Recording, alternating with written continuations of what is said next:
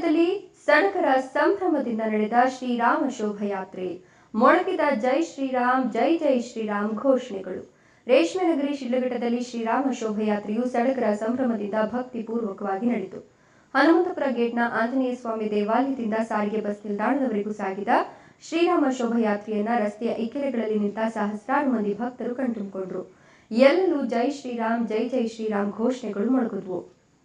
ಶಿಡ್ಲಘಟ್ಟದಲ್ಲಿ ಶ್ರೀರಾಮ ಶೋಭಾಯಾತ್ರೆ ನಡೆಯಿತು. ಶಿಡ್ಲಘಟ್ಟ ದಿಬ್ಬೂರಹಳ್ಳಿ ರಸ್ತೆಯ ಹನುಮಂತಪುರ ಗೇಟ್ನಲ್ಲಿ ಶ್ರೀ ಆಂಜನೇಯ ಸ್ವಾಮಿ ಗುಡಿಯಿಂದ ಆರಂಭಗೊಂಡ ಶೋಭಾಯಾತ್ರೆಯು ನಗರದ ಪ್ರಮುಖ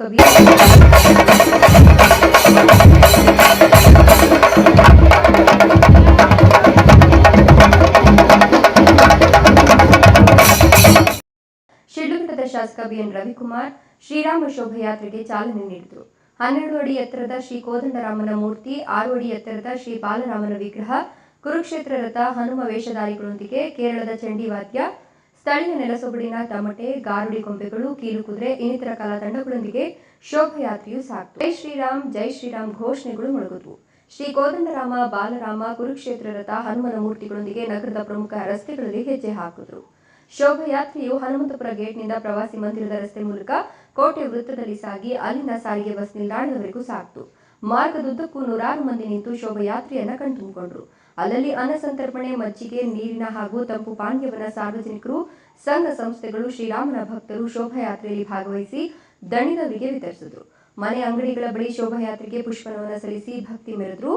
ಶಾಸಕ ಬಿಎನ್ ರವಿಕುಮಾರ್, ಬಿಜೆಪಿ ಮುಖಂಡ ಸಿಕಲ್ ರಾಮಚಂದ್ರೇಗೌಡ, ಮಾಜಿ ಶಾಸಕ ಎಂ ರಾಜಣ್ಣ, ಭಜರಂಗ ದಳದ ತಾಲೂಕು ಸಂಚಾಲಕ ವೆಂಕಟೇಶ್, ಸ್ಕೂಲ್ ದೇವರಾಜ್, ಮೇಲೂರು ಉಮೇಶ್, ಸುರೇಂದ್ರೇಗೌಡ, ನರೇಶ್ ಸೇರಿದಂತೆ ಅನೇಕ ಮುಖಂಡರು ಶ್ರೀರಾಮನ ಭಕ್ತರು ಸ್ವಾಮಿಯ ಪಾದಗಳಿಗೆ ನಮಸ್ಕರಿಸ್ತಾ, ಏನಿವತ್ತು ನಮ್ಮ ದೇಶದಲ್ಲಿ ಇವತ್ತು ನರೇಂದ್ರ ಮೋದಿಜಿಯವರು 3ನೇ ಬಾರಿ ಈ ದೇಶದ ಪ್ರಧಾನಮಂತ್ರಿಗಳಾಗಿ ಪ್ರಮಾಣ ವಚನ ಸ್ವೀಕಾರ ಮಾಡ್ತಾ ಇದ್ದಾರೆ. ಅದರ ಒಂದು ಮುಂದುವರೆದ ಭಾಗ ಶಿಡ್ಲಘಟ್ಟ ವಿಧಾನಸಭಾ ಕ್ಷೇತ್ರದಲ್ಲಿ ಇವತ್ತು ಶ್ರೀರಾಮಚಂದ್ರ ಮತ್ತು ಶ್ರೀ ಆಂಜನೇಯ ಸ್ವಾಮಿಯ ಒಂದು ರಥೋತ್ಸವವನ್ನು ಇವತ್ತು ಅದ್ಧೂರವಾಗಿ ಇಲ್ಲಿರ್ತಕ್ಕಂಥ ನಮ್ಮ ಬಜರಂಗ ದಳದವರು ಮತ್ತು ಹಿಂದೂ ಪರಿಷತ್ನವರು ಇವತ್ತು ಎಲ್ಲ ಸಂಘಟನೆಗಳು ಸೇರಿ ಆ ಒಂದು ರಥ ಶೋಭಾಯಾತ್ರೆಯನ್ನು ಇವತ್ತು ಪ್ರಾರಂಭ ಮಾಡಿದ್ದಾರೆ. ಆ ಒಂದು ಶೋಭಾಯಾತ್ರೆಯಿಂದ ಈ ನಾಡಿನ ಜನತೆಗೆ ಒಳ್ಳೆಯದಾಗಲಿ, ಈ ಮುಂದೆ ಈ ದೇಶದಲ್ಲಿ ಒಳ್ಳೆ ನರೇಂದ್ರ ಮೋದಿಜಿಯವರು ಒಳ್ಳೆ ಆಡಳಿತವನ್ನು ಕೊಡಲಿ. ಈ ರಾಜ್ಯದ ಮಾಜಿ ಮುಖ್ಯಮಂತ್ರಿಗಳು ಈಗ ಕೇಂದ್ರದಲ್ಲಿ ಸಚಿವರಾಗ್ತಿದ್ದಾರೆ. ಇದರ ಒಂದು ಬೆನ್ನೆಲೆಯಲ್ಲಿ ಇವತ್ತು ಇಡೀ ರಾಜ್ಯದಲ್ಲಿ ಇವತ್ತು ಒಂದು ಆಚರಣೆಯನ್ನು ಸಂಭ್ರಮದಿಂದ NDA ಮೈತ್ರಿಕೂಟದ ಅಭ್ಯರ್ಥಿಗಳು ಇವತ್ತು ಈ ಒಂದು ಕಾರ್ಯಕ್ರಮವನ್ನು ಹಮ್ಮಿಕೊಂಡಿದ್ದಾರೆ. ಈ ಒಂದು ಶೋಭಾಯಾತ್ರೆಯಿಂದ ಇಡೀ ಶಿಡ್ಲಘಟ್ಟ ವಿಧಾನಸಭಾ ಕ್ಷೇತ್ರದ ಎಲ್ಲ ಮತದಾರರು ಒಳ್ಳೆಯದಾಗಲಿ, ಈ ನಾಡಿನಲ್ಲಿ ಒಳ್ಳೆ ಮಳೆ ಬೆಳೆ ಆಗಲಿ ಅಂತ ಈ ಸಂದರ್ಭದಲ್ಲಿ ಆ ಭಗವಂತನನ್ನು ನಮಸ್ಕರಿಸ್ತಾ ವಿಶ್ವದಲ್ಲೇ ವಿಶ್ವನಾಯಕ ಪ್ರಧಾನಮಂತ್ರಿಯವರು 3ನೇ ಬಾರಿ ಪ್ರಧಾನಮಂತ್ರಿಯಾಗಿ ಆಯ್ಕೆಯಾಗಿ ಒಂದು ಪ್ರಮಾಣ ವಚನ ತಗೊಳ್ತಾ ಇದ್ದಾರೆ. ಅದೇ ನಿಟ್ಟಿನಲ್ಲಿ ವಿಶ್ವನಾಯಕರಾದಂಥ ಪ್ರಧಾನಮಂತ್ರಿಯವರು ಅಯೋಧ್ಯೆಯಲ್ಲಿ ಇವತ್ತು ಶ್ರೀರಾಮನ ಪ್ರಾಣ ಪ್ರತಿಷ್ಠಾಪನೆ ಮಾಡಿರ್ತಕ್ಕಂಥ ವರ್ಷ.